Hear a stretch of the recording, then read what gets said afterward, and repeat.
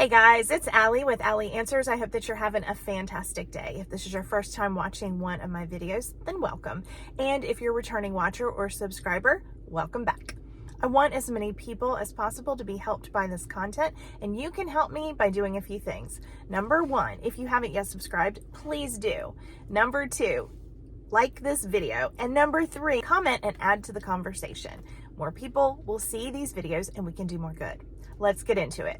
I'm not a doctor. I cannot give you medical advice, and I highly recommend that you speak with your loved one's doctor, and if they are not helpful, that you consider getting a different one. However, I want to talk to you about medication. I'm finding a lot lately that people are being treated for anxiety with antidepressants. Now, that can be great. I personally am on an antidepressant that does help with anxiety, and that's great. However, as we age, we tend to have more anxiety anyway. I'm finding that a lot of seniors are being treated for depression, which is great because depression is something that is running rampant in this world, but especially for seniors. So that's good. But a lot of doctors seem to have the idea that the anti-anxiety medication isn't necessary because people are on something for depression. Okay. No, listen, as someone who deals with both, I will tell you that my counselor actually told me one time years and years ago that depression and anxiety are like two tines on the same fork. So they are similar, but they are not the same thing.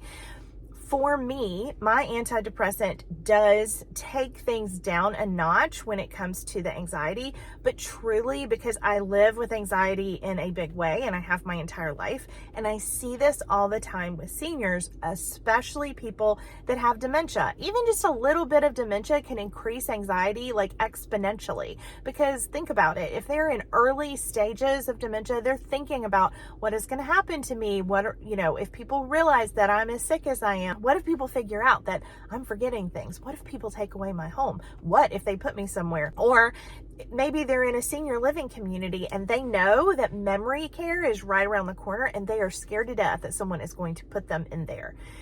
There's a lot of anxiety going on for a lot of seniors who live at home alone or live in communities or even live with families.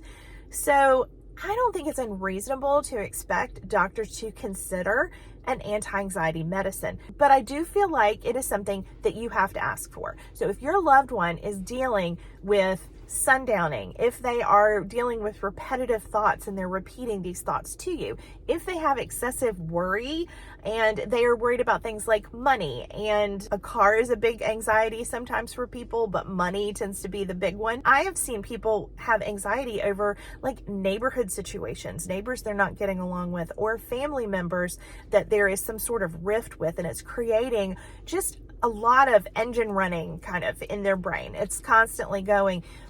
People deserve to be comfortable. People deserve to enjoy their life. My job is to advocate for people. As a care manager, I am here to speak for them, whether it is to the doctors, to the family, to their friends.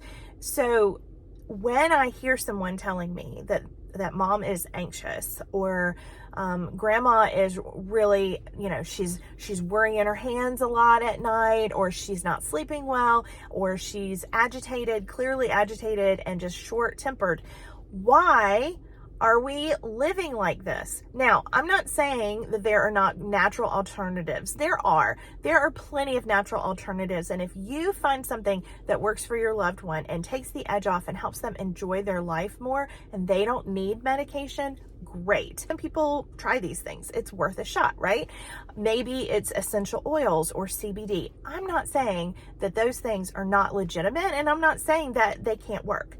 However, if you're trying all the things and you're still seeing anxiety, please, please, please talk to your physician about anti-anxiety medication. There are some great meds out there that are not benzos. Doctors don't like to give benzos to people who have anxiety with good reason. Things like Klonopin can actually aggravate dementia, sometimes can make the confusion worse. I get that. There are some medications out there that are long acting and are not benzos. So if your loved one is suffering, please, please, please speak with your doctor. If your doctor is not willing to help you or says that Zoloft is enough, I'm here to tell you that it may not be, and you know your loved one best. Advocate for them. And if you have a hard time advocating for your loved one, that is okay. Guess what? There are people like me in the world that will help you. Look up geriatric care manager on Google and put in your city, and I bet you'll find someone like me who can help. I'm not a doctor. I'm just a person who has dealt with anxiety and depression my entire life, and I don't think that anyone should suffer. There are some great medications out there, so be willing to be flexible if you can be. This is something that can be life-changing for you and for them. I wish you all the very best. Thank you so much for watching, and I'll see you next time. Bye-bye.